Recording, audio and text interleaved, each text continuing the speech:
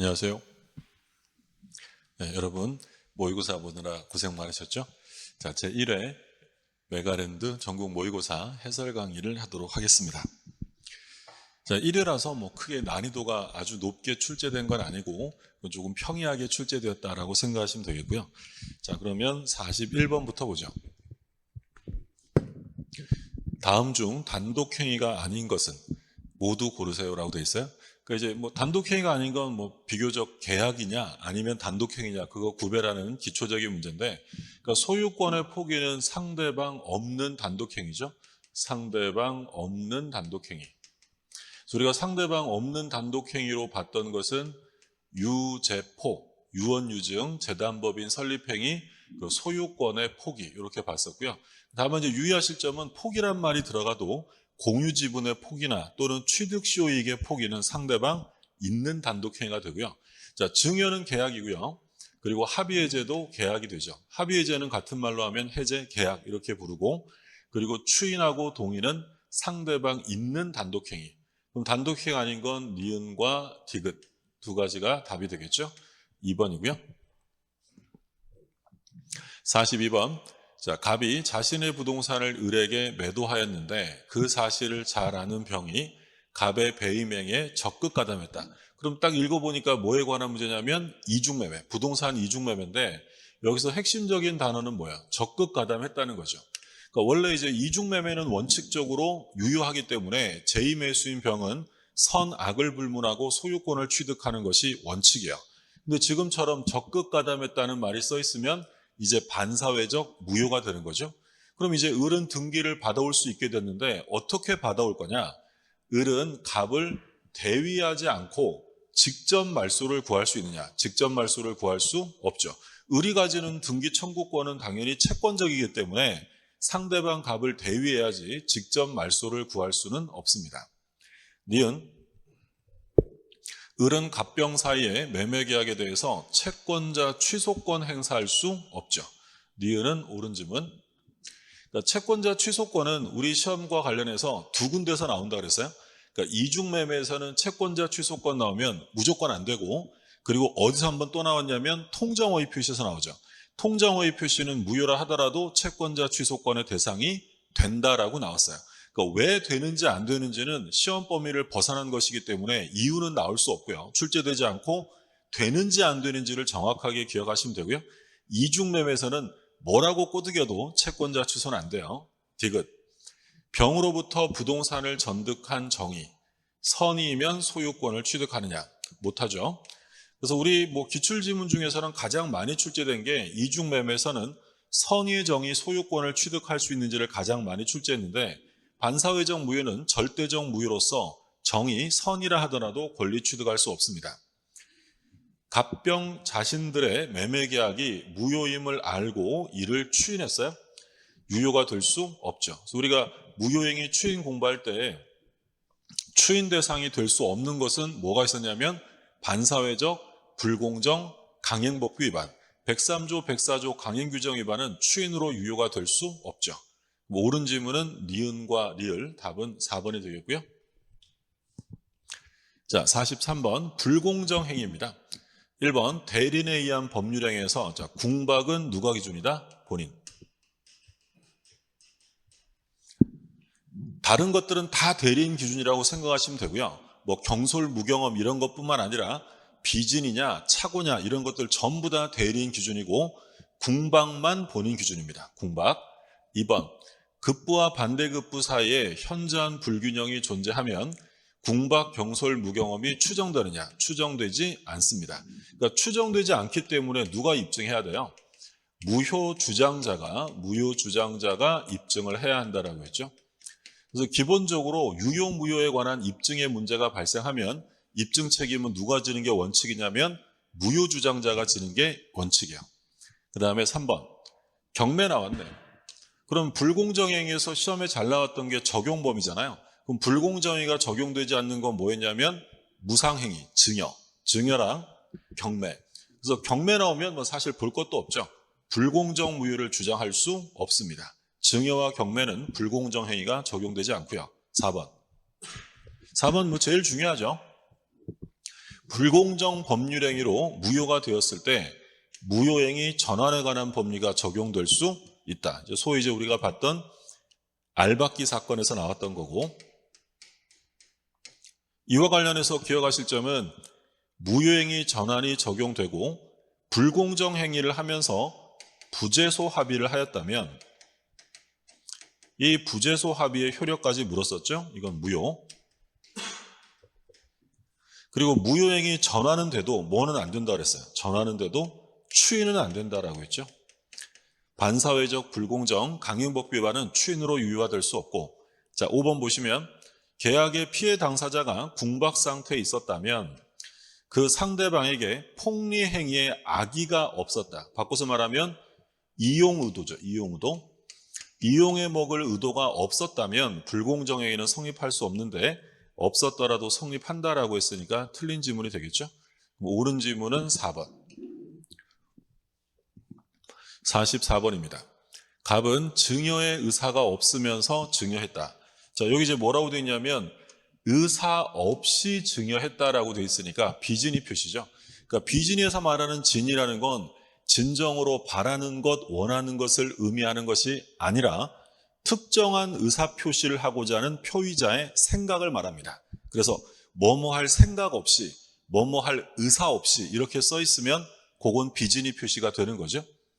근데 이제 그 토지를 을이 병에게 매도했을 때 병이 소유권을 취득할 수 있는 경우를 모두 고릅니다. 그럼 일단 그냥 빠르게 보면 어떻게 보시면 되겠어요? 제3자, 비통착사는 전부 다 선의의 제3자를 보호하죠? 그럼 병이 선이라고 써 있으면 일단 무조건 보호됩니다. 근데 이제 비진이는 원칙은 유효고 상대방이 알았거나 알 수 있었으면 무효가 됩니다. 그럼 만약에 상대방이 을이 선의 무과실이면 을이 소유자인 것이고요. 그러면 병은 소유자에게 산 것이기 때문에 선악을 불문하고 소유권을 취득합니다. 근데 디귿을 보시면 디귿은 과실일 때, 그럼 무효죠. 그럼 병은 뭐일 때만 보호된다? 선일 때만 보호되니까 악이면 보호되지 않죠. 취득하는 건 기역, 니은, 리을 이렇게 되겠고요. 그러니까 이제 이런 거예요. 갑이 을에게 비진이로 부동산의 소유권을 넘겨줬어요. 그러면 이때 당사자 간에만 따지면 원칙은 누가 소유자겠어요? 원칙은 을이 소유자죠. 왜?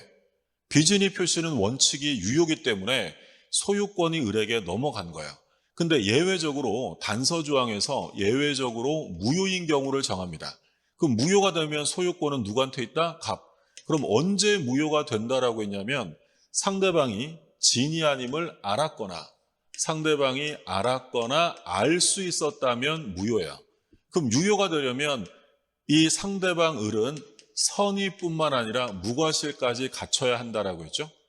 그럼 이 당사자 간에는 뭐 법조문 그대로 적용하면 됩니다. 원칙은 을 건데 상대방이 알았거나 알 수 있었으면 무효가 되니까 소유권은 갑에게 있다는 거야. 근데 을이 이거를 누구한테 팔았냐면 병, 제3자에게 팔았을 때 얘가 소유권을 취득할 수 있는지를 묻는 거잖아요. 그러면 이건 경우를 나눠서 살펴봐야 되는 건 비진이가 유효냐 무효에 따라 결론이 달라집니다.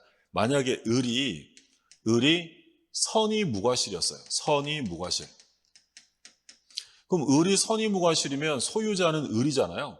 그러면 이 병은 무권리자가 아닌 소유자에게 샀으니 병은 당연 취득입니다. 선악을 불문하고 취득한다. 그런데 만약에 요 을이 알았거나 알 수 있었어요. 그럼 악의 또는 과실이면 이건 무효니까 소유자는 갑입니다. 그럼 병은 무권리자에게 샀기 때문에 원칙은 권리를 취득할 수가 없겠죠. 근데 107조 2항에서 얘가 만약에 뭐라면 선이라면 이 선의의 병에게 대항할 수 없다라고 규정하고 있기 때문에 을이 악의 과실인 경우에 병은 권리를 취득하려면 선이어야 한다라는 얘기예요. 그래서 지금 병이 선이면 무조건 취득하는 거고 제3자 보호 규정에 따라. 그리고 을이 만약에 선의 무과실이면 비진이가 유효입니다. 유효. 그럼 병은 소유자에게 산 거니까 선악 불문 무조건 취득하고요. 악의 또는 과실이 있으면 무효죠. 그럼 무효일 때 병은 취득하려면 선이어야 한다라는 얘기예요. 그래서 답은 3번이 되겠고요. 그러니까 비진이가 사례 문제로 나오면 나올 수 있는 건 요 사례예요. 요 사례 좀 이해를 해두셔야겠고요. 45번 통정어의 표시를 기초로 이해관계를 맺은 제3자에 해당하지 않는 사람. 그러니까 우리 통정어의 표시에서는 제3자냐 아니냐를 자주 물어보는 편인데 제3자는 허위 표시가 형성되고 이를 바탕으로 실질적으로 새롭게 이해관계를 맺은 자를 말해요. 이해관계를 맺어야 되니까 우리가 어떤 얘기 했었냐면 뭐뭐 한 자, 뭐뭐 한 자, 양수인, 받은 자. 그 지금 무언가를 새롭게 했다면 얘는 다 제3자에 해당이 된다라고 생각하시면 돼요. 근데 이제 주의하시라고 한 건 뭐 했다, 양수했다, 받았다 이런 말 써 있으면 다 제3자인데 뭐뭐 했는데도 제3자가 아닌 사람을 조심하셔야 돼요. 뭐가 있었냐면 계약을 인수한 자. 계약을 인수한 사람은 무언가를 했잖아요. 근데 얘는 왜 제3자가 될 수 없냐면 계약을 인수했다는 건 당사자의 지위를 승계했다는 거야. 그럼 당사자의 지위를 승계했다면 걔는 당사자지 제3자가 될 수 없는 거죠. 그래서 이제 수업용으로 정리하면 뭐뭐 한 자, 양수인, 받은 자 이런 말 써 있으면 다 제3자인데 계약을 인수한 사람은 제3자가 될 수 없고요. 그리고 제3자에서 제일 중요한 건 뭐였냐면 파산관제인이죠. 파산관제인은 제3자인데 이때 선악을 따지는 건 파산관제인 개인 기준이 아니라 파산채권자를 기준으로 따진다. 그래서 파산채권자 중에 단 한 명이라도 선이면 보호가 된다라고 했어요. 그럼 보시면 사실 뭐 이런 거 쭉 써 있지만 끝까지 처음부터 읽을 필요 없고 마지막에 보시면 돼요. 뭐라고 써 있어요?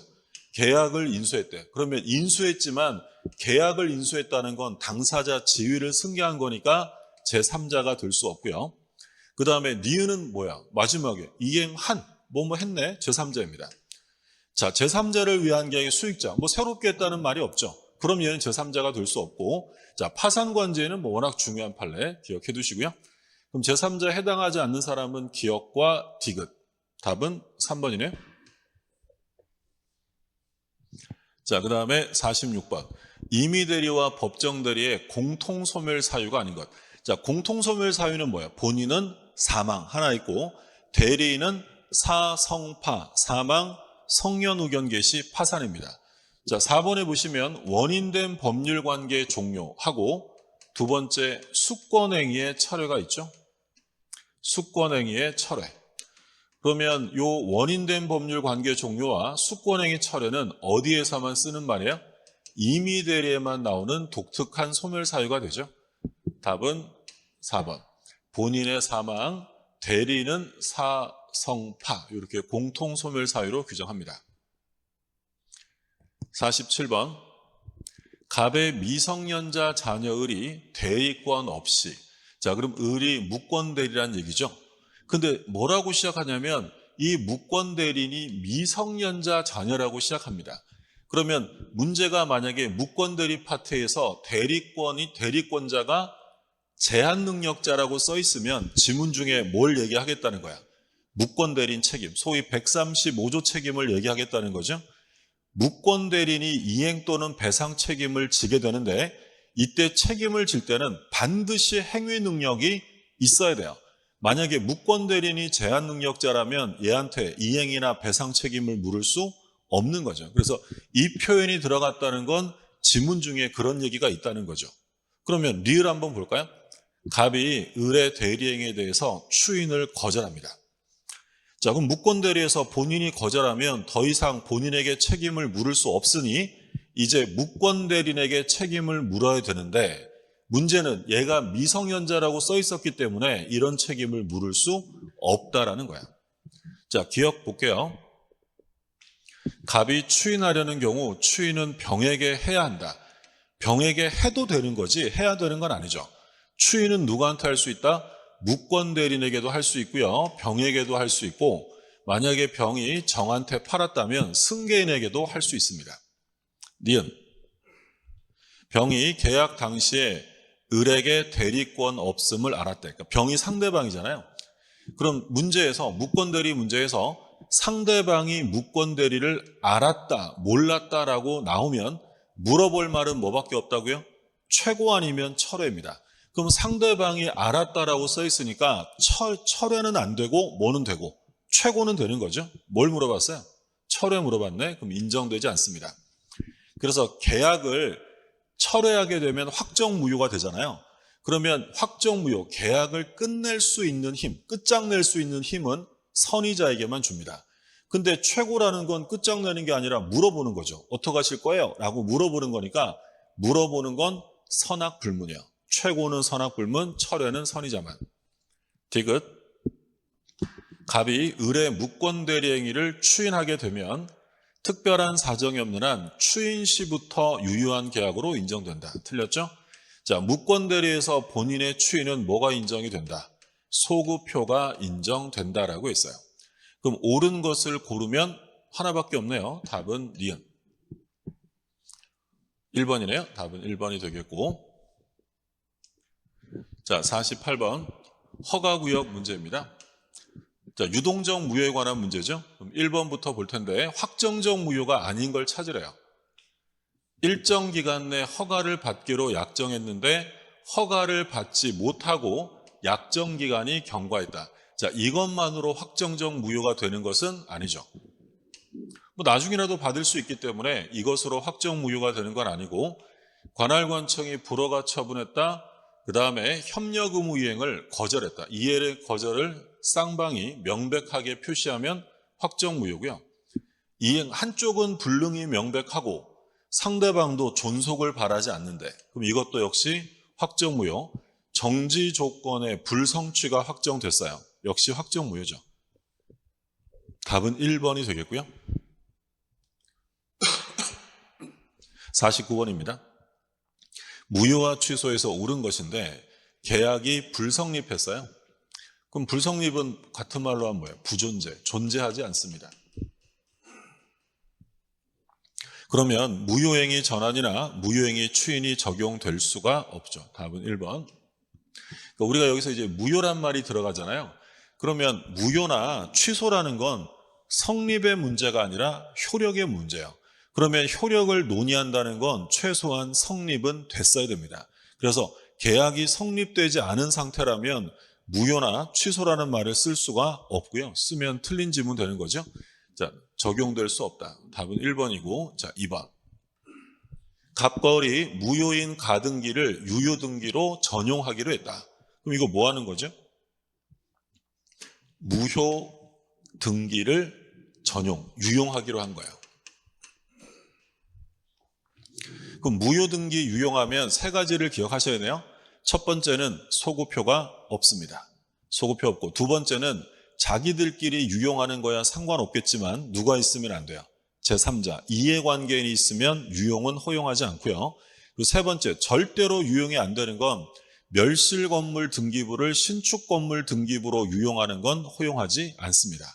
그러면 무효인 가등기를 전용하기로 약정을 했다면 이 가등기는 소급하여, 틀렸죠? 소급표는 없습니다. 첫 번째, 무효등기 유용은 소급표가 없다. 그 다음에 3번, 갑이 을의 강박에 의해 을에게 부동산을 매도하고 을이 병에게 전매했다면 갑은 누구에게 취소하느냐? 자, 취소의 상대방을 묻는 거야. 취소의 상대방은 예외 없습니다. 언제나 법률행위의 직접 상대방이지 현재 권리자가 아니죠. 그러면 사기 강박으로 인한 계약을 체결한 사람은 갑과 누구예요? 갑과 을이랑 계약을 한 거잖아요. 그러면 이 갑은 계약을 을에게 취소해야지 현재 권리자인 병에게 취소하는 것이 아니다라고 했어요. 4번. 무권리자 처분이 계약으로 이루어진 경우, 자, 뭐 나왔어요? 무권리자 처분. 그럼 무권리자 처분의 경우에 권리자가 추인하게 되면 새로운 행위 인정되는 것이 아니라 뭐가 인정돼요? 소급표가 인정이 되죠. 4번도 중요한 판례죠. 그러니까 무권리자 처분이라는 건 뭐랑 제일 비슷하다고 했냐면 무권대리랑 제일 비슷하잖아요. 무권대리와 무권리자의 차이는 현명했느냐 자기 이름으로 팔아먹었느냐의 차이야. 그래서 무권리자 처분 행위는 무효지만 권리자가 나중에 추인하면 무권대리에서 본인이 추인한 것과 마찬가지 효력을 인정합니다. 그럼 무권대리에서 본인이 추인한 것과 마찬가지니까 뭐가 인정된다?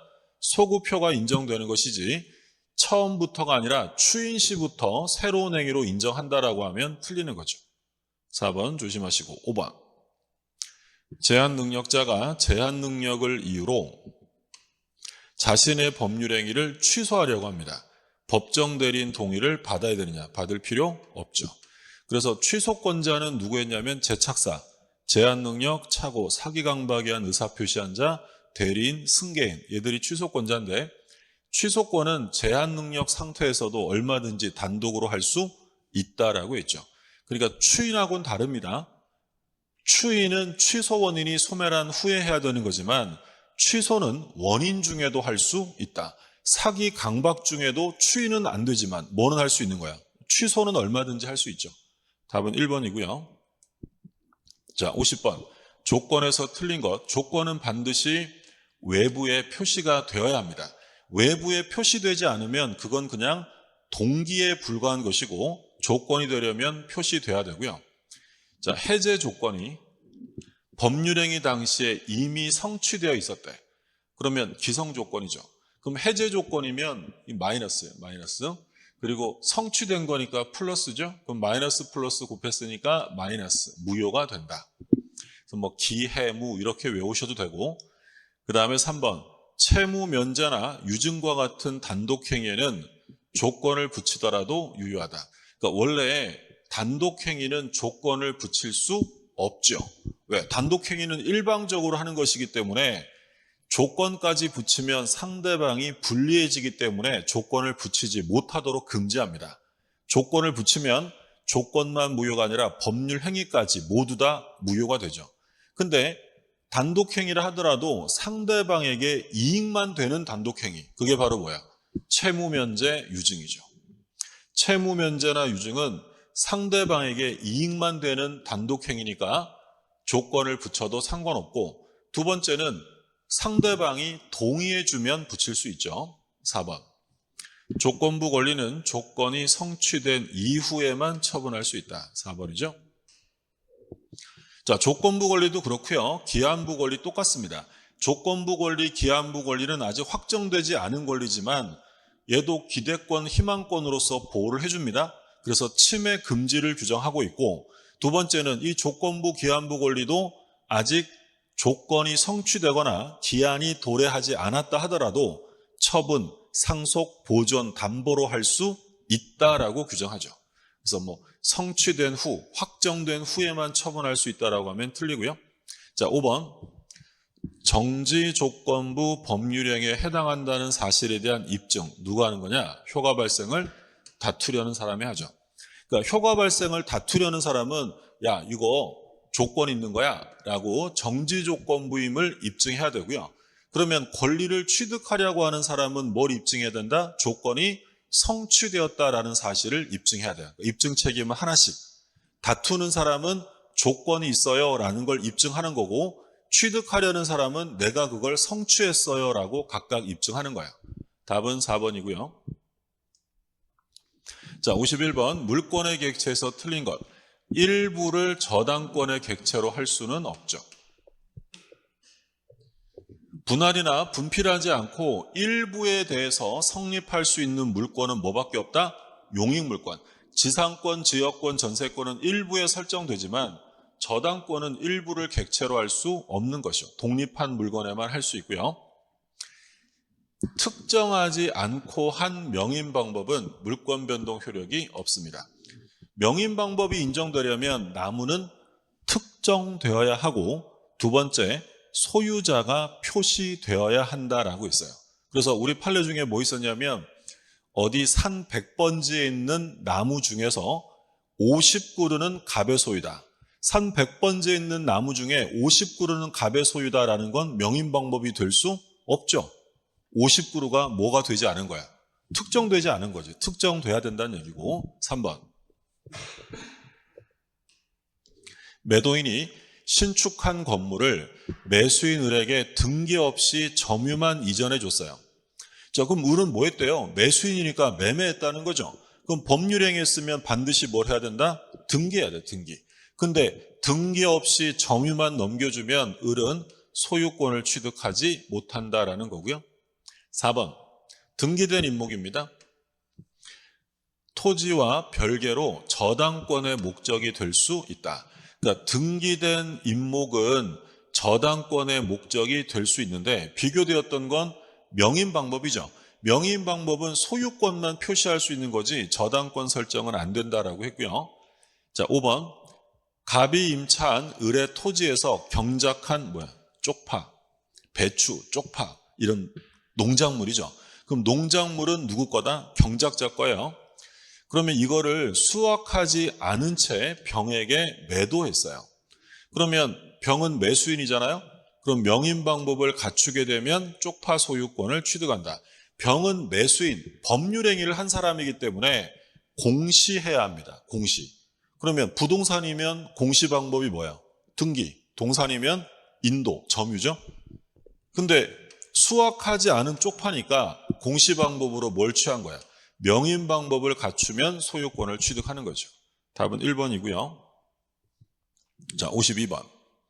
갑소유 토지에 무단으로 을이 건물을 신축했어요.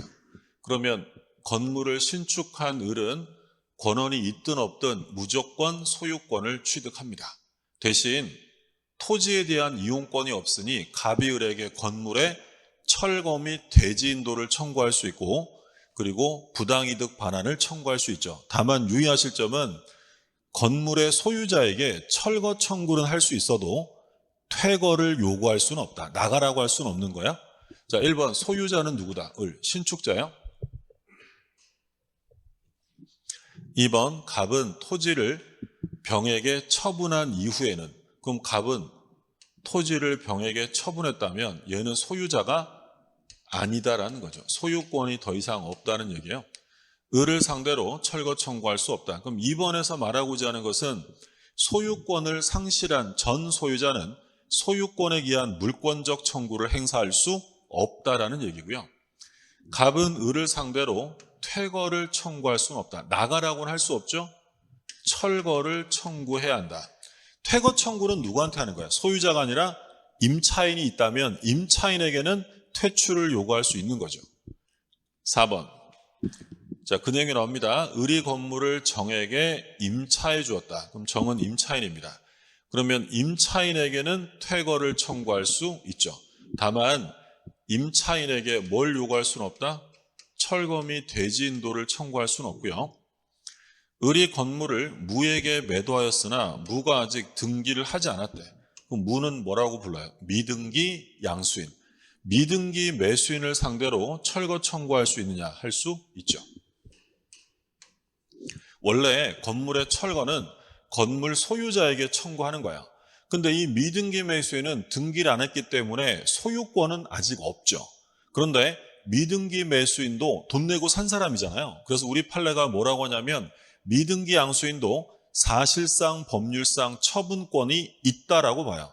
그럼 처분권이 있기 때문에 처분권 있는 미등기 양수인에게 철거 청구할 수 있다라는 게 판례죠. 그러면 틀린 질문은 5번이 되겠고요. 53번. 부동산 물권 변동에서 틀린 것을 모두 고릅니다. 자, 기억은 뭐가 눈에 들어와야 돼요? 포기. 포기는 법률 행위죠. 공유지분 포기, 합유지분 포기 다 등기해야 됩니다. 계약이 무효, 취소, 해제. 계약이 무효, 취소, 해제가 되면 변동되었던 물권은 등기하지 않아도 당연히 복귀합니다. 디귿, 점유 취득 시효는 법률 규정에 의한 변동으로, 여기까지는 맞죠. 점유 취득 시효는 법률행위가 아니라 법률 규정에 의한 변동인데 등기 없이 취득한다라고 했으니까 틀렸죠. 요거는 187조의 예외죠. 예외. 그러니까 법률 규정에 의한 변동은 등기를 요하지 않지만 그 예외로서 점유 취득 시효는 법률 규정에 의한 변동이지만 등기를 해야 합니다. 자, 리을. 법정지상권은 취득은 등기를 필요로 하지 않죠. 왜? 법률 규정이니까. 그런데 제3자에게 대항하기 위해서 등기한다. 틀렸죠? 등기 없이도 대항할 수 있어요. 언제 등기하는 거예요? 처분할 때. 그럼 전부 다 틀렸나요? 예, 그렇군요. 그러니까 갑이라는 사람이 땅 주인이에요. 을이 건물을 소유하고 있고 이 땅에 대해서 법정 지상권을 취득했어요. 그럼 얘가 법정 지상권을 취득한 거니까 등기를 하지 않아도 됩니다. 근데 여기서 만약에 땅 주인이 병으로 바뀌었어요. 그러면 을은 이 법정 지상권 가지고 제3자, 새로운 토지 소유자에게 대항하려면 등기해야 대항해요? 등기 없이 대항할 수 있어요?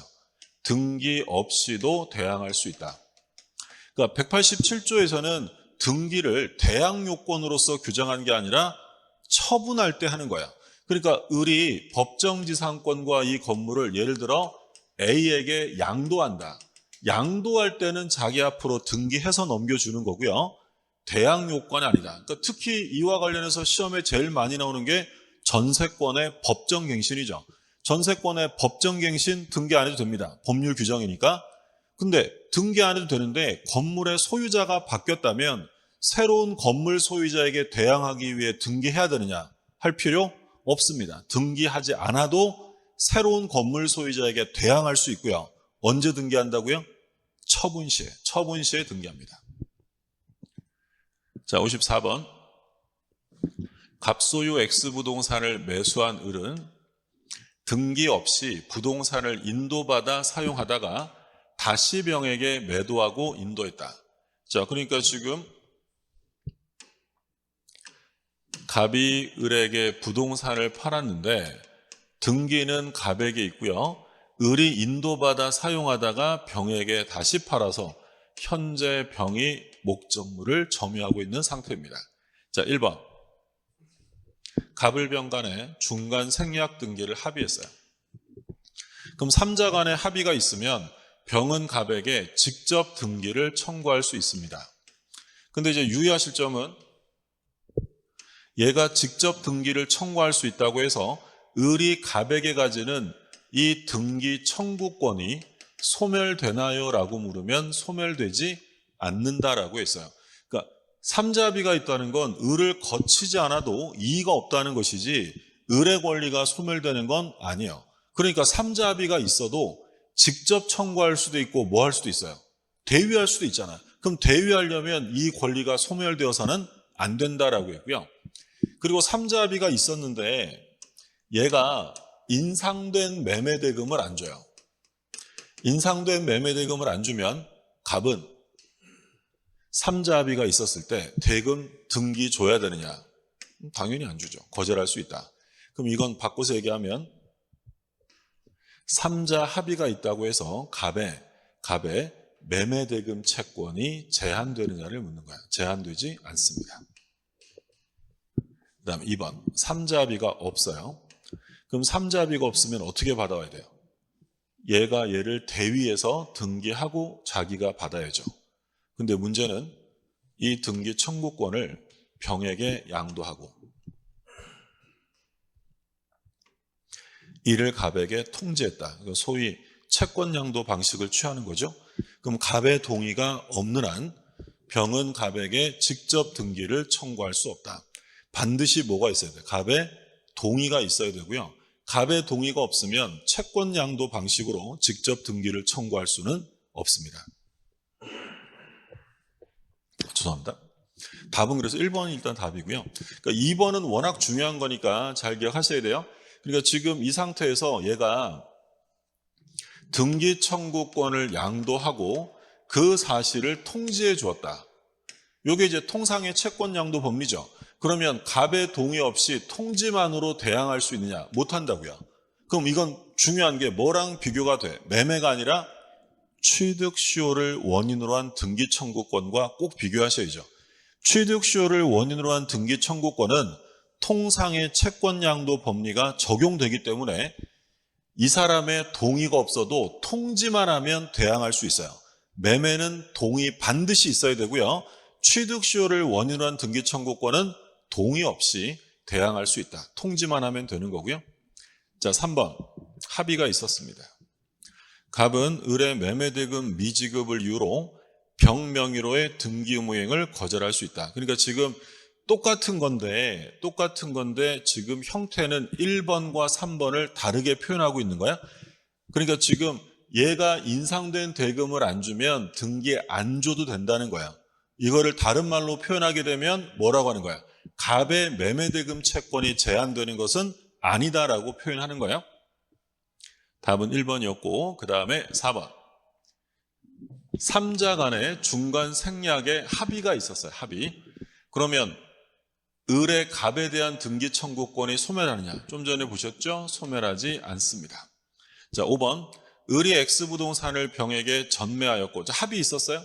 합의 있으면 어떻게 청구한다? 병은 갑에게 직접 등기를 청구할 수 있다. 그래서 이제 중간 생략 등기와 관련되는 모습이 갑을병간에 나타날 때 사례 문제로 잘 나오니까 이것도 나오고 또 미등기 매수인의 지위와 관련해서도 같이 복합적으로 나올 수 있으니까 이 사례 유형들은 정확하게 좀 이해를 해 두셔야 됩니다. 자, 55번. 다음 중 X건물에 설정된 갑의 저당권이 소멸하지 않는 경우에요. 자, 채무자로부터 전액 변제 받았다. 그럼 당연히 소멸이죠. 저당권이 소멸되는 시점은 등기 말소 시가 아니라 변제 시. 채권이 소멸하면 저당권은 무조건 소멸이고요. 건물이 멸실됐어요. 물권의 공통적 소멸 사유죠. 건물이 멸실되면 당연히 저당권 소멸하고, 그리고 갑이 X건물을 매수 취득했대. 그러면 저당권자가 소유자가 된 거네. 그럼 저당권은 어떻게 돼요? 혼동으로 소멸되는 거죠. 4번. 갑이 X건물을 매수하였는데 후순위 저당권이 있대요. 자, 그러면 혼동의 문제가 발생되어 소멸하게 되면 후순위자가 선순위자로 1순위자로 승진하겠죠. 그러면 소유권을 취득한 갑이 피해를 보기 때문에 이때는 소멸하지 않습니다. 그 다음에 5번. 갑이 X건물을 매수하였으나 A명의 선순위 저당권이 있다. 선순위 있는 건 아무 상관없죠. 후순위만 아니면 소멸하는 거야. 그러니까 예를 들어서 이런 거잖아요. 어떤 부동산이 있는데 갑이라는 사람이 저당권을 가지고 있어요. 그리고 후순위로 예를 들어 을의 저당권이 있대. 근데 이 상태에서 이 갑이라는 사람이 이 건물을 매수해서 갑이 소유자가 되면 이 저당권이 혼동으로 소멸하느냐를 묻는 거죠. 이건 소멸해서는 안 되지. 왜? 2순위가 1순위로 승진하면 본인에게 피해되니까. 그래서 우리가 수업할 때 항상 뭐라고 했냐면 얘가 소유자가 됐을 때 후순위자가 있냐 없냐를 보시면 돼요. 후순위자가 있으면 존속합니다. 근데 만약에 이 사례에서 을이라는 저당권자가 이걸 매수해서 을이 소유자가 된 거예요. 그러면 이 을이라는 사람은 선순위자는 있지만 뭐가 없어요? 후순위가 없지. 그러면 원칙대로 어떻게 된다? 소멸. 그러니까 선순위가 있냐는 따질 필요 없고 나보다 열위의 권리, 후순위 권리가 있느냐 그것만 따지면 되죠. 답은 4번. 자, 56번. 점유에서 틀린 것은, 자, 점유자에게는 4가지가 추정됩니다. 자주, 선의, 평온, 공연. 1번 틀렸고요. 항상 197조 1항에 따라서 점유자의 추정이 나오면 이건 의식적으로 무과실이란 말이 써 있는지를 확인하셔야 돼요. 그러니까 만약에 지문에 점유자는 소유의 의사로 선의, 평온 및 과실 없이 점유한 것으로 추정된다라고 써 있으면 이 지문은 틀리는 거죠. 근데 특별한 생각 없이 이렇게 쭉 읽어보면 문맥이 자연스러워. 점유자는 소유의 의사로 선의, 평온 및 과실 없이 점유한 것으로 추정한다. 그럼 틀릴 수 있단 말이에요. 그러니까 이 추정 나오면 무과실, 과실 없이란 말이 있는지를 먼저 찾아보셔야 돼요. 틀렸고. 점유계속의 추정.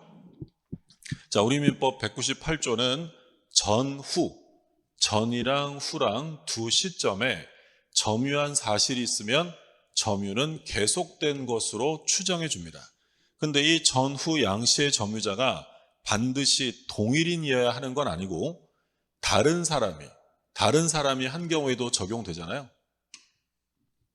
동일인이 전후 양시점에 점유한 것이 증명된 때만 적용되는 게 아니다. 그러니까 예를 들어서 갑이라는 사람이 2000년부터 2010년 을이 2020년. 이렇게 돼 있으면 전이랑 후랑 양 시점을 점유한 게 밝혀지면 계속된 것으로 추정되는데 이건 양 시점의 점유자가 달라도 돼요. 대신 여기서 을이 갑으로부터 승계받았다는 사실은 하나 더 증명이 돼야죠. 그래서 승계 사실이 증명되는 한 양 시점의 점유자가 다른 경우에도 적용됩니다. 점유자가 점유물에 대해서 행사하는 권리는 적법하게 보유한 것으로 추정한다. 점유에 대한 권리적법 추정, 200조 규정이죠. 근데 점유라는 방식으로 공시되는 물건은 동산이고요. 이 200조 규정은 등기된 부동산에는 적용될 수 없죠. 부동산은 점유가 아니라 등기의 추정력을 우선시하겠죠. 4번, 악의 점유자라도 과실 없이 훼손 또는 수취하지 못한 과실의 대가에서는 보상 의무가 없다. 그러니까 원래 이제 악의 점유자는 과실 취득권이 없어요. 근데 문제는 이 악의 점유자가 과실을 반환해야 되는데 그 과실이 훼손되었거나 수취하지 못한 경우에 대가 보상의 문제를 어떻게 할 거냐라는 문제예요. 악의 점유자라고 해서 무조건 대가 보상하는 건 아니고요. 여기 나온 것처럼 과실이 없었다라고 써 있잖아요. 보상 의무는 없어요. 악의 점유자의 과실로 인해서, 악의 점유자의 잘못으로 인해서 그 과실이 훼손 수취하지 못한 경우에는 대가 보상하지만 악의 점유자라도 잘못이 없으면 대가 보상할 필요는 없습니다. 5번, 점유자의 회복자에 대한 책임에서 선의인데 타주래요. 그럼 얼만큼 배상한다? 전부 배상이죠. 누구랑 똑같아요? 악이랑. 그럼 결국 현존 이익만 배상하는 사람은 선의이면서 자주까지 갖춰야 됩니다. 답은 1번. 틀린 질문은 1번이 되겠고요. 자, 57번 상린관계입니다. 무상의 주의 토지 통행권은 직접 분할자 또는 일부 양도 당사자에게만 승계되고요, 적용되고요. 특정 승계인 또는 양수인 같은 말이죠. 적용 없다. 그러니까 원래 주의 토지 통행권은 유상이죠. 대가 지급해야 돼요. 근데 어떤 말이 나오면 무상으로 바뀐다고 했냐면 분할이나 일부 양도라는 말이 써 있으면 무상의 통행권으로 변화돼요. 근데 이 무상의 통행권은 분할이나 일부 양도의 당사자에서만 적용되는 거지 그걸 승계받은 사람에게는 인정해주지 않는다라는 얘기죠. 중요한 판례고. 자, 2번.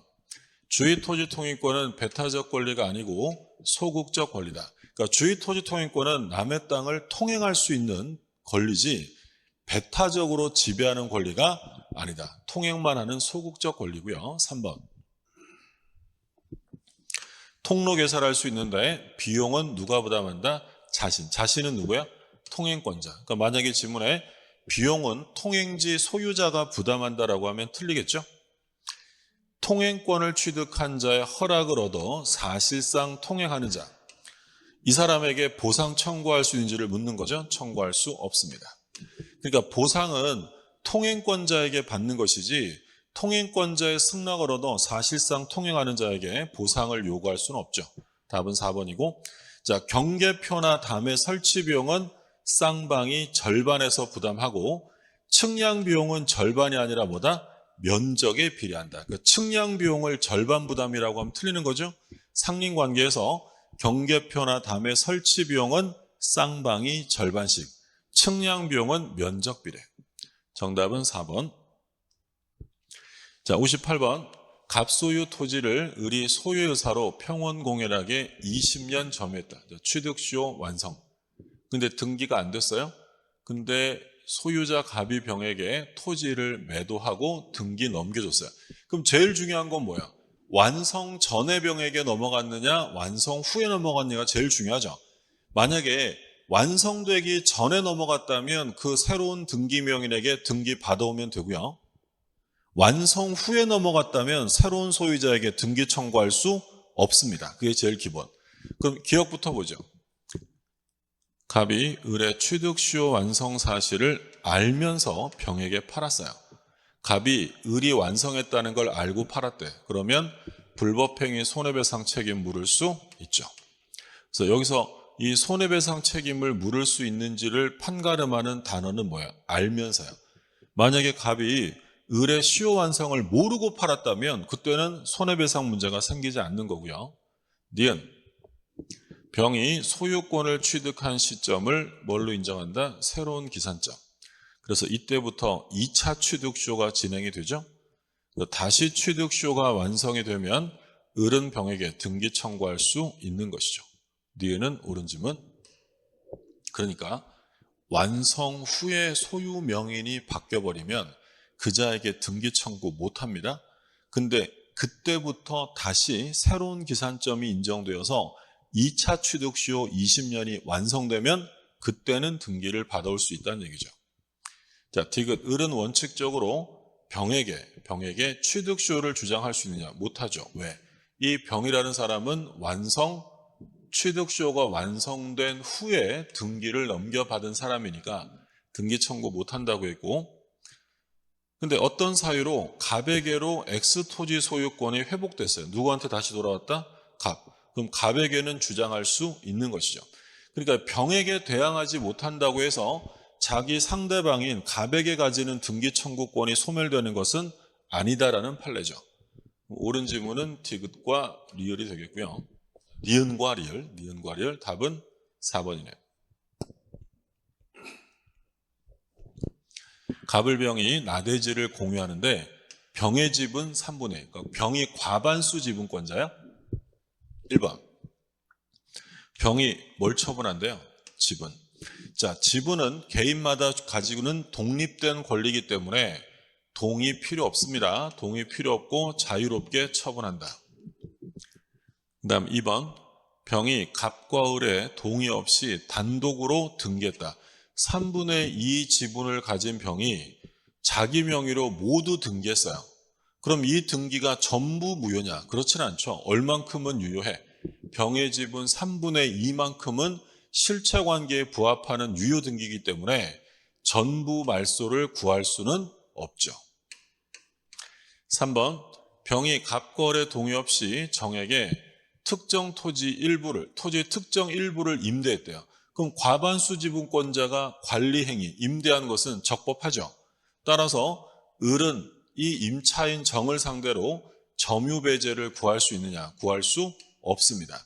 과반수 지분권자의 동의를 얻어 목적물을 점유하는 자는 정당한 권리자입니다. 4번, 병이 갑과 을의 동의 없이 단독으로 토지 전부를 정에게 임대했다. 할 수 있다 그랬어요?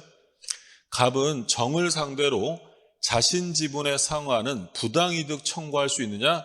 없습니다. 그러니까 3번, 4번은 같은 거죠. 과반수 지분권자에게 빌린 사람은 정당한 권리자고 이 사람은 소수 지분권자에게 부당이득을 취하는 것이 아니다라고 했어요. 5번. 병이 나대지의 건물을 신축하기 위해서는 갑과 을 모두의 동의를 얻어야 한다. 그렇죠. 5번 정답. 자, 나대지의 건물을 신축하는 건 관리를 벗어난 거야.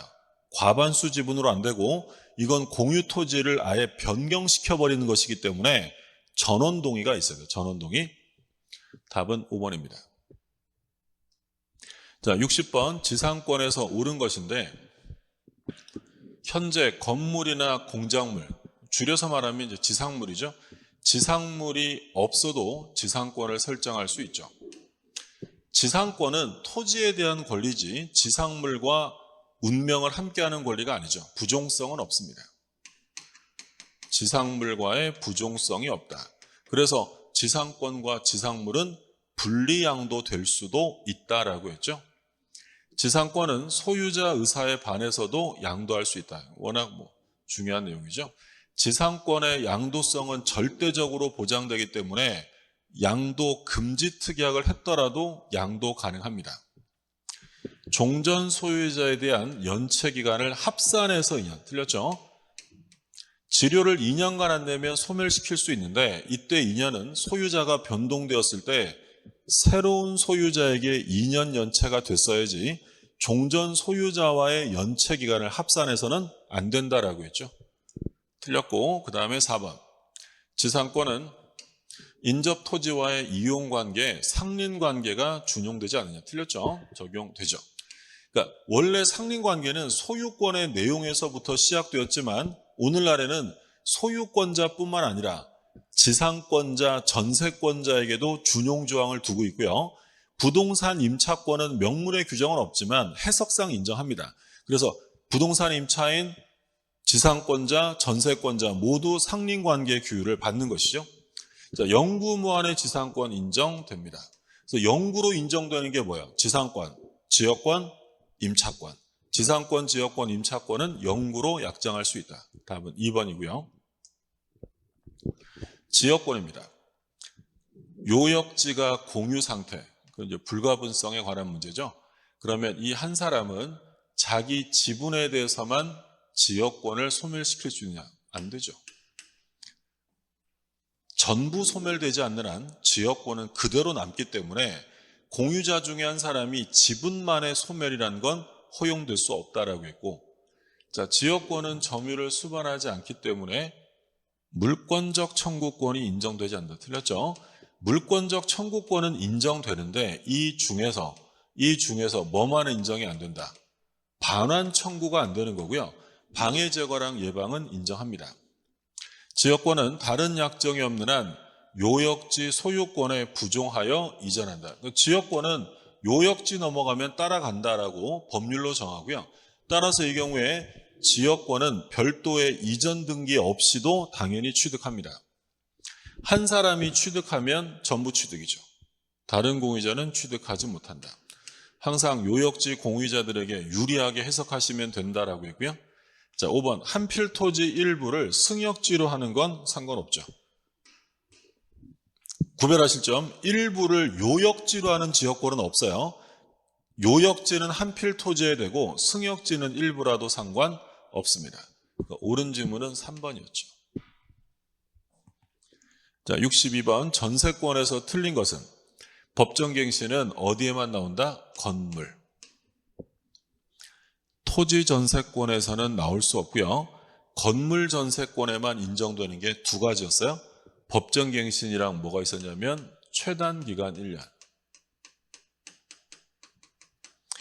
최단기간 1년 제한과 법정갱신은 건물에만 적용되고, 그 다음에 2번 전세권 소멸 시 전세권자는 목적물 관리에 든 필요비의 상환을 설정자에게 청구할 수 있느냐? 못하죠. 필요비는 청구할 수 없고 뭐만 된다? 유익비. 그러니까 전세권이나 지상권 이런 배타적 용익물권자는 수선 유지는 알아서 하는 거야. 그렇기 때문에 통상적인 유지비, 필요비가 들어갔다면 이때는 필요비는 청구할 수 없는 거고, 가치를 증가시켰다면 유익비 청구만 되는 거죠. 자, 인도는 전세권의 성립 요건이 아니죠. 맞습니다. 전세권이 성립하기 위해서는 전세금이 필수 요소지, 목적물의 인도는 장차 이용 상황을 완전히 배제하는 게 아니라면 당장 인도하지 않아도 전세권의 효력에는 지장이 없습니다. 이때 전세금은 필수 요소인데 그렇다고 해서 반드시 현실로 수수될 필요는 없고요. 기존의 채권으로 대체할 수 있다. 가름할 수 있고.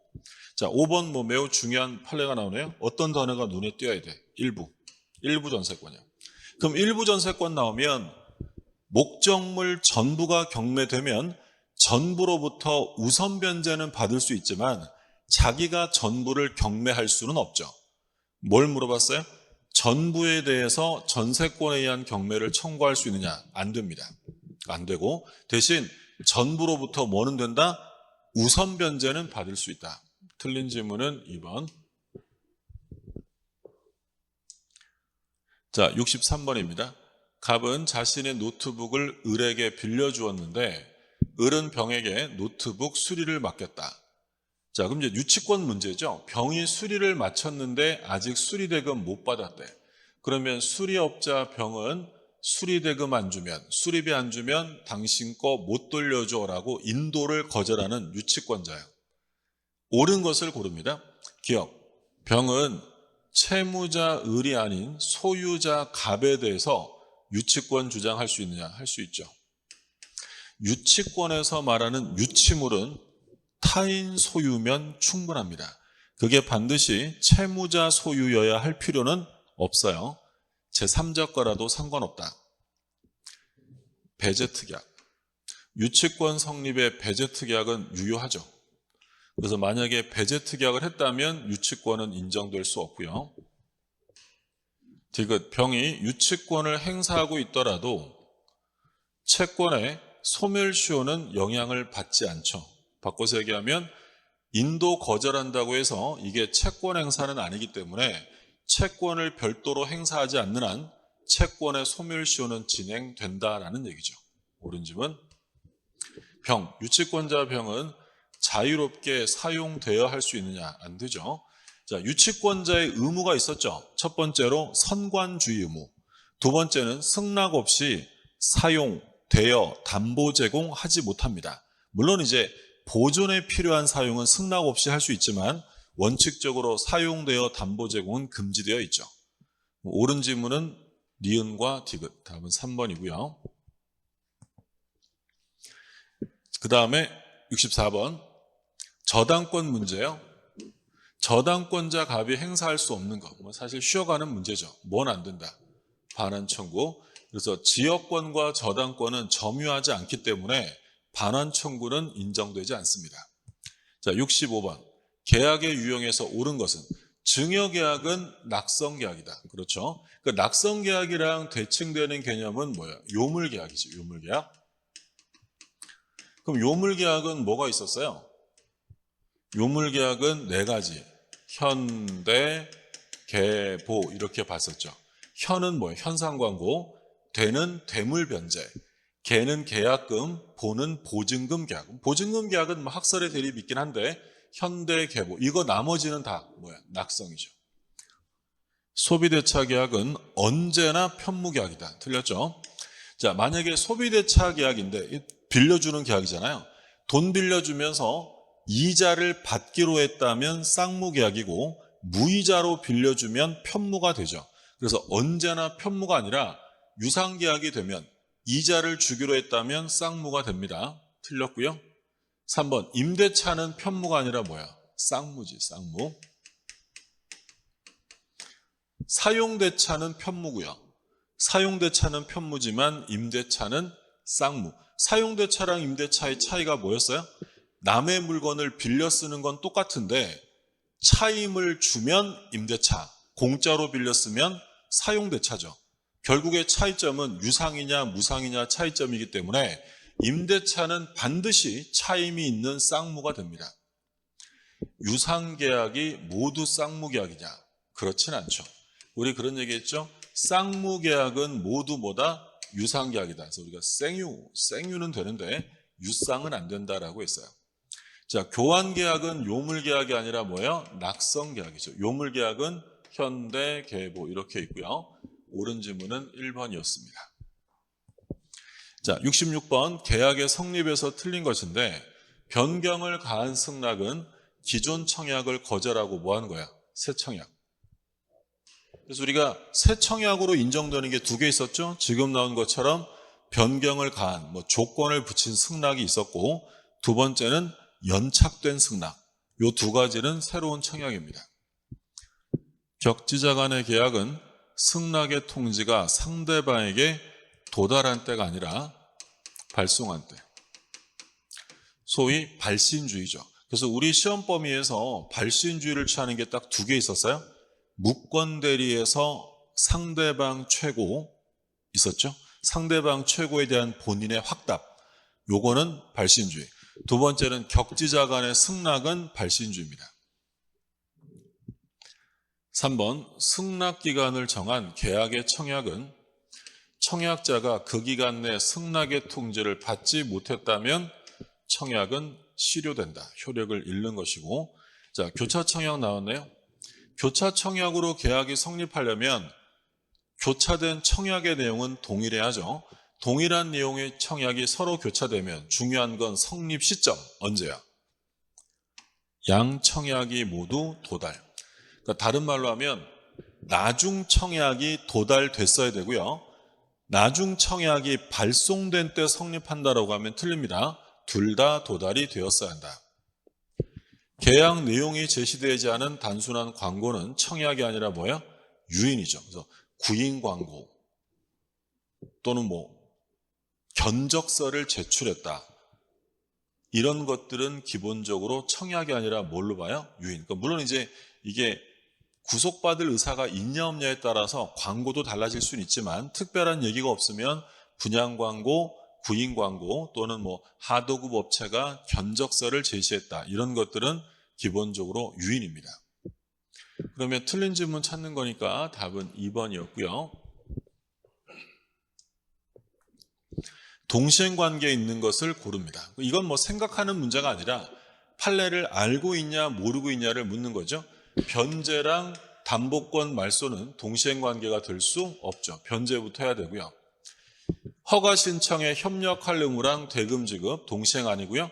협력을 먼저 해서 유효가 되어야 대금 지급 의무가 생깁니다. 동시행관계 아니고 계약이 해제됐으면 서로 돌려주는 건 동시행이고요. 전세계약 종료 시 전세금 반환과 그리고 인도와 말소에 필요한 등기 서류 교부는 동시행입니다.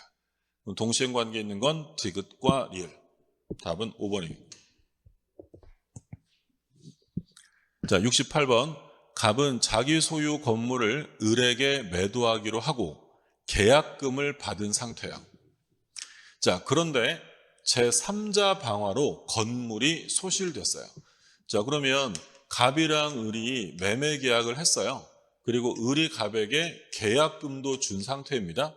근데 이 건물이 계약이 성립된 후에 목적물이 소실됐다. 그런데 중요한 건 누구 잘못이에요? 채무자의 잘못이 아니라 제3자 방화입니다. 그럼 일단 이 문제는 채무 불이행에 관한 문제가 아니죠. 얘 잘못이 아니니까. 그러니까 어떤 말이 써 있으면 안 돼요. 무슨 계약을 해제한다, 손해배상 청구한다 이런 말 써 있으면 무조건 틀리는 거야. 해제나 손해배상은 언제 쓰는 말이에요? 채무 불이행 때. 그럼 얘 잘못이 아니니까 채무 불이행이 아니라 무슨 문제다? 위험 부담의 문제가 생기는 거죠. 그럼 누가 위험을 부담하느냐? 원칙은 인도 의무자, 채무자가 위험을 부담하는 거니까 갑이 을에게 대금 주세요라고 할 수 없죠. 그러면 받아둔 계약금은 위로금으로 가져도 돼요? 돌려줘야 돼? 돌려줘야지. 이건 부당이득의 반환의 문제가 생기는 거죠. 근데 만약에 을의 수령 지체 중에 불능이 되었거나 을에게 귀책 사유가 있었다면 그때는 채권자가 위험을 부담하는 거니까 대금 청구가 가능해지겠죠. 자, 그러면 갑은 을에게 대금 청구 못합니다. 니은, 을은 이행 불능을 이유로 해제할 수 있느냐? 안 돼요. 왜? 채무불이행이 아니기 때문에. 채무불이행이 나와야 해제가 가능하고, 근데 디귿을 보면 을이 뭘 요구했냐면 대상 청구권을 행사했대. 그러니까 이게 화재보험에 들어있어서 보험금이 나왔나 봐요. 그러자 요 을이 야 건물 대신에 보험금을 줘라고 했대요. 그럼 보험금만 받으면 돼요? 매매대금 줘야 돼? 당연히 줘야죠. 갑은 매매대금 지급을 청구할 수 있다. 디귿 옳은 질문. 자, 리을은 뭐 나왔어요? 수령지체. 수령지체나 채권자의 귀책 사유 나오면 갑은 대금 청구할 수 있게 되는 거죠. 자, 옳은 질문은 니은, 디귿, 리을. 답은 4번이고요. 69번. 매도인 갑과 매수인 을은 계약을 하면서 대금을 병에게 주기로 했대요. 자, 이건 뭐예요? 제3자를 위한 계약. 요약자 갑, 낙약자 을, 수익자 병 이렇게 되는 거죠.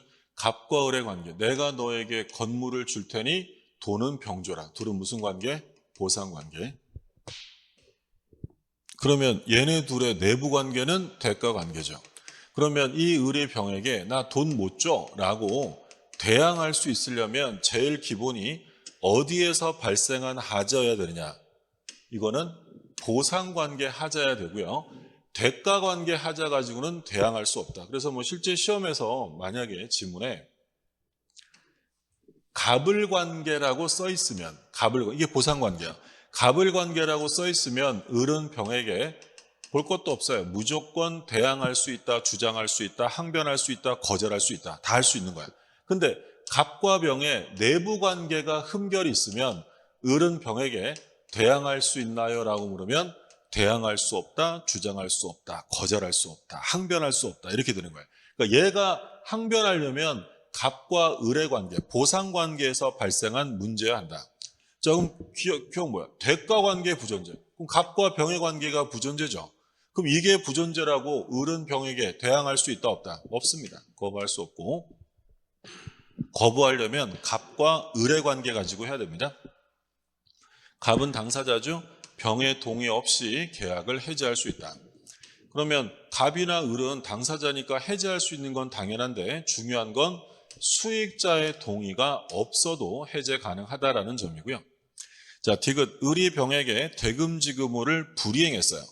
얘가 수익의 의사표시에서 돈 주세요 라고 했는데 을이 대금을 안 주면 이때 병이 야, 왜 돈을 안 주냐? 니들 계약은 내가 해제시켜버리겠다. 된다 안 된다? 안 돼요. 해제는 누가 합니까? 계약의 당사자가 하는 거지 남의 계약을 해제할 수는 없잖아요. 해제는 못하고 손해배상 청구는 할 수 있다라고 했죠. 틀렸고 리을.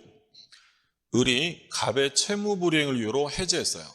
근데 만약에 을이 이미 병에게 대금 줬다면 그 대금을 이 병에게 돌려달라고 할 수 있느냐. 자, 요게 이제 제3자를 위한 격에서는 가장 많이 출제되었던 판례죠. 당사자는 을과 갑이지 병이 아니기 때문에 병에게 그 돈 돌려달라고 할 수는 없다라는 게 판례입니다. 그럼 옳은 질문은 기억하고 니은이죠. 기억과 니은. 답은 2번입니다. 자, 해제 시에 보호되는 제3자. 우리가 앞에서 나왔던 통정호의 표시의 제3자와 다르죠. 통정호의 표시에서는 새롭게 이해관계만 맺으면 보호해요. 그래서 뭐뭐 한 자, 양수인, 받은 자 이런 말 써 있으면 계약 인수한 사람 빼고 다 제3자로 봐도 큰 문제는 없어요. 그런데 해제는 엄격합니다. 그래서 이해관계를 맺은 것뿐만 아니라 더 나아가 등기, 인도 등으로 완전한 권리를 취득해야 돼요. 그럼 종합해서 보면 해제 시에 보호되려면 기본적으로 등기되어 있거나 또는 대항력 있는 임차권을 갖추고 있어야 돼요. 이 경우에는 보호된다. 그러니까 등기 안 되는 채권, 채권을 양도, 채권 양수, 채권 압류, 채권 가압류, 등기 청구권 압류 이런 채권에 대한 이해관계는 등기되지 않기 때문에 보호되지 않습니다. 그러면 기억 보시면 부동산을 가압류했대. 등기되죠? 보호됩니다. 자, 니은 뭘 가압류했어요? 등기 청구권을 가압류했대. 등기 청구권을 가압류하는 건 등기부에 나올 수 있는 것이 아니죠. 그럼 결국 등기 청구권은 뭐예요? 채권 가압류, 채권 가압류. 보호 안 되고. 자, 디귿 뭐 했어요? 가등기했대. 등기했죠? 그럼 보호됩니다. 마지막 대항 요건을 갖춘 임차인 보호되죠. 그러니까 결국 이 해제에서도 보호되는 제3자를 물어보면 그냥 뒤에 뭘 했는지만 보시면 돼요. 그래서 등기되거나 대항력 있는 임차권을 취득하면 보호한다. 그럼 이제 보호되는 사람 기억, 디귿, 리을. 답은 3번이네요. 갑은 자기 토지를 매도하면서 계약금을 받았어요. 계약금 계약은 대표적인 요물 계약이고 을이 중도금을 지급했어요. 그러면 일방이라도 이행에 착수하면 안 되는데 매수인이 착수했기 때문에 계약금 해제할 수 없죠. 3번 을은 특약이 없는 한 이행기 전에도 착수할 수 있다. 중요한 판례죠. 그러니까 꼭 약정된 이행기에 착수해야 되는 게 아니라 전에도 할 수 있다. 중도금을 예를 들어서 3월 15일 날 주기로 했어요. 근데 현재 3월 1일이에요. 아직 보름이 남았다면 3월 15일까지 기다려서 중도금을 줘야 되는 게 아니라 3월 1일자로 지금 이행기 전에도 착수에 들어갈 수 있다는 얘기죠. 물론 이제 반대 특약이 있으면 안 되고 특약이 없다면 가능합니다. 해약금에 의한 해제권 행사로 갑에게 손해가 생겼어요. 손해배상은 나올 수가 없죠. 자, 계약금에 의한 해제, 포기하거나 배액상환하고 해제하는 건 채무불이행에 의한 법정해제가 아니라 약정 해제예요. 이건 그렇게 하기로 약속을 한 거지 누가 의무를 위반한 게 아니니까 손해배상은 나올 수 없는 거죠. 자, 5번. 을의 채무 불이행을 이유로 계약이 해제되는 경우 특약이 없어도 계약금이 위약금으로 갑에게 귀속된다. 틀렸죠? 자, 계약금은 특약이 없어도 해약금으로 인정이 돼요. 그러니까 별도 약정이 없는 한 갑은 배액을 상환하고 을은 포기함으로써 해제할 수 있는데, 근데 누가 의무를 위반했을 때 받아둔 계약금을 손해배상금으로 몰수할 수 있느냐? 그건 안 돼요. 그렇게 하려면 특약, 위약금에 특약이 있어야 되는데 특약이 없다라고 돼 있으니 계약금은 위약금으로서 손해배상 예정액이 되는 것이 아닙니다. 답은 5번이고요. 간단한 거 나왔죠? 악의자에게도 손해배상 청구가 인정되는 건 딱 하나. 저당권, 전세권 행사. 576조 저당권, 전세권 행사는 선의자와 악의자를 구별하지 않기 때문에 이 악의자라 하더라도 해제도 할 수 있고 손해배상도 청구할 수 있고요. 악의자가 손해배상 청구하는 건 딱 하나밖에 없죠. 73번. 임대차에서 효력이 없는 것은? 그러니까 효력이 없는 걸 찾으라. 특약 중에 효력이 없다는 건 강행규정 위반이냐 임의규정 위반이냐 그걸 고르라는 거잖아요. 효력이 없는 거니까 강행규정 위반을 찾으래요. 1번은 뭘 포기합니까? 유익비. 비용은 강행규정이 아니라 임의규정이죠. 유효합니다. 유효. 2번. 임차인 갑은 임대인 을과 계약을 체결하면서 아무 대가 없이 지상물 매수 청구를 일절 행사하지 않기로 했다. 지상물 매수 청구 포기 특약은 강행규정 위반으로 무효입니다. 답은 2번. 3번은 필요비 포기. 그러면 1번, 3번은 똑같은 거죠. 필요비나 유익비와 같은 비용은 임의규정으로 포기 특약 가능합니다. 그리고 양도 및 전대 금지 특약. 일반적으로는 다 계약서에 들어가 있죠. 유효하고요. 그리고 차임. 월 차임을 매월 초에 지급하기로 했다. 원래 이제 차임은 후급 지급을 기본으로 하고 있지만 이걸 규정하는 633조는 임의 규정이니까 당사자가 달리 정해도 상관없다는 얘기죠. 답은 2번입니다. 74번. 갑은 건물 소유를 목적으로 을 소유 토지를 20년간 임차했다. 뭘 임차했어요? 토지 임대차. 건물을 신축했다. 그럼 이제 물어볼 말은 뭐겠어요? 토지 임대차가 나왔으니까 계약 갱신 청구와 지상물 매수를 청구하는 거죠. 건물 임대차는 지상물 매수가 아니라 부속물 매수고 토지 임대차는 부속물 매수란 말 쓰면 틀리고 뭐가 나오는 거예요? 지상물 매수. 옳은 것을 찾습니다. 미등기 무허가 따지지 않습니다. 건물이면 다 인정이 되죠. 맞고요. 이연. 갑의 차임 연체를 이유로 임대차 계약이 해지되었다. 차임을 안 내는 바람에 해지되었다면 행사할 수 없고요. 3번. Y 건물이 X 토지와 제3자 소유 토지 위에 걸쳐서 건립되었다. 자, 조심하셔야죠. 임대인 토지에만 있는 게 아니라 제3자 토지 위에 걸쳐서 지어졌대요. 그러면 이 건물 전체에 대한 매수 청구를 할 수 있느냐? 할 수 없죠. 틀렸고. 그러니까 지금 이 얘기죠.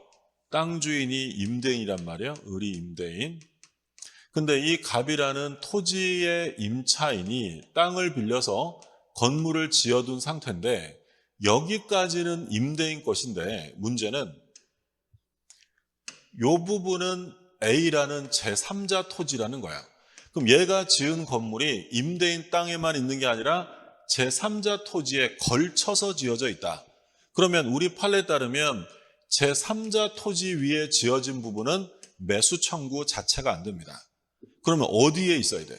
임대인 토지 위에 있어야죠. 소위 임차 지상에 있어야 돼요.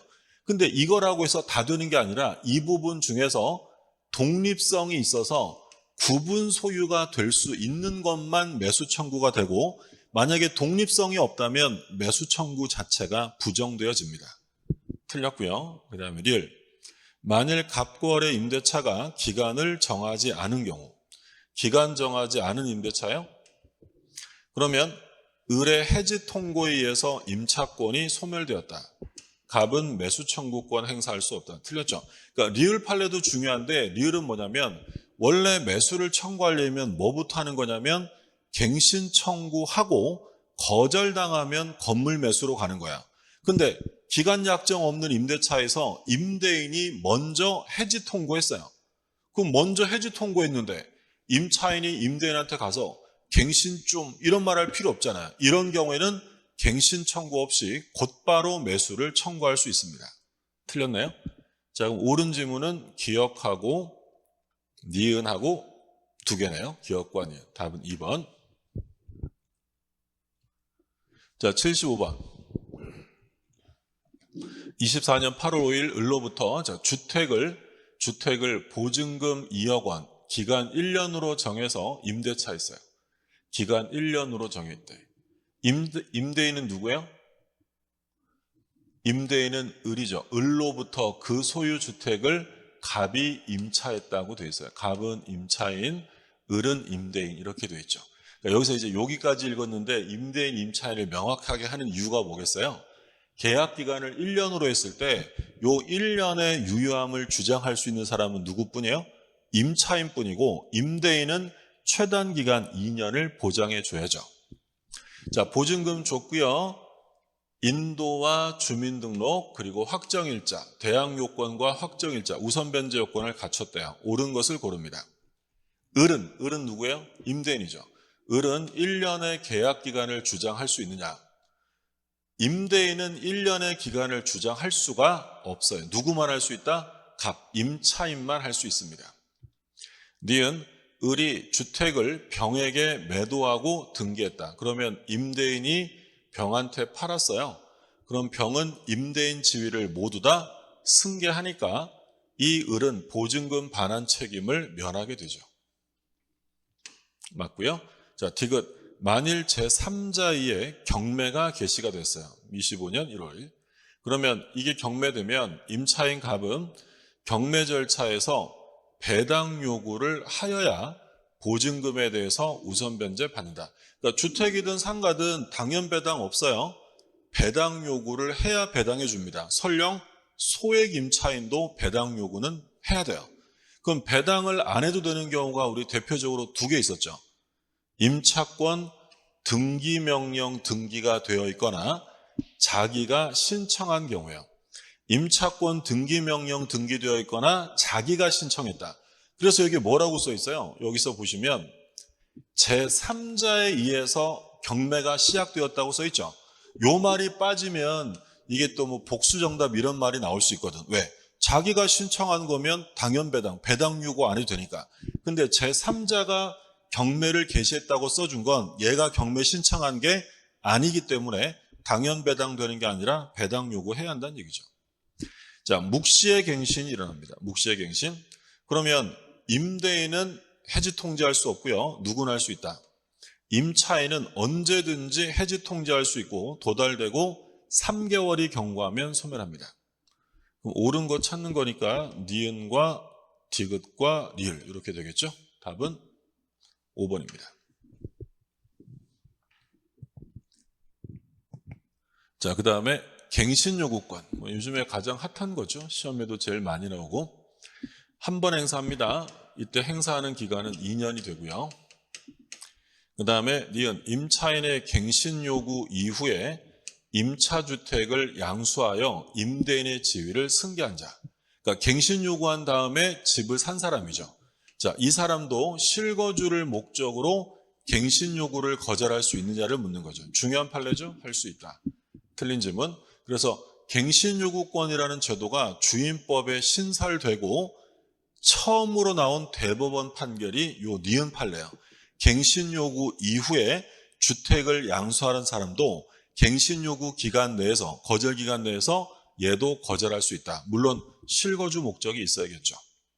그 다음에 디귿, 임대차 계약에 갱신을 요구하면 임대인에게 갱신 거절 사유가 존재하지 않는 한 임대인에게 갱신 요구가 도달된 때 갱신의 효력이 발생한다. 그렇죠? 디귿 옳은 지문. 그러니까 이건 무슨 얘기예요? 갱신 요구를 하게 되면 종전기간이 만료된 후에 효력이 생기는 게 아니라 갱신요구권이 도달하면 그때 갱신의 효력이 생긴다라는 거죠. 그럼 옳은 지문은 기역과 디귿이 되겠죠. 기역과 디귿. 답은 3번. 자, 상임법의 내용이 아닌 것. 간단한 거죠. 답은 1번. 사실혼 배우자의 승계는 어디에만 있는 거야? 주임법, 주택에만 있는 거고 나머지는 뭐 다 상가에도 있는 거죠. 그러니까 요 네 가지는 상가임대차보호법에 규정된 거고 2번, 좀 더 구체적으로 얘기하면 요 2번 최우선 변제, 3번 그리고 5번, 2번, 3번, 5번은 주임법, 상임법에 공통적으로 들어갑니다.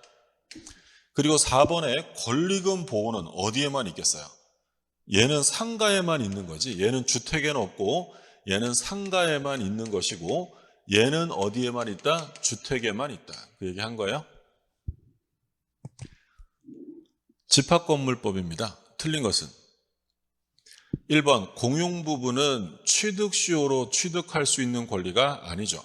만약에 공용부분을 시효 취득할 수 있다면 공용부분과 전유부분이 분리되는 모습이 나타날 것이고요. 자, 공유자가 공용부분을 사용할 때는 어떻게 쓴다고요? 용도에 따라. 그러니까 뭐라고 써 있으면 틀려?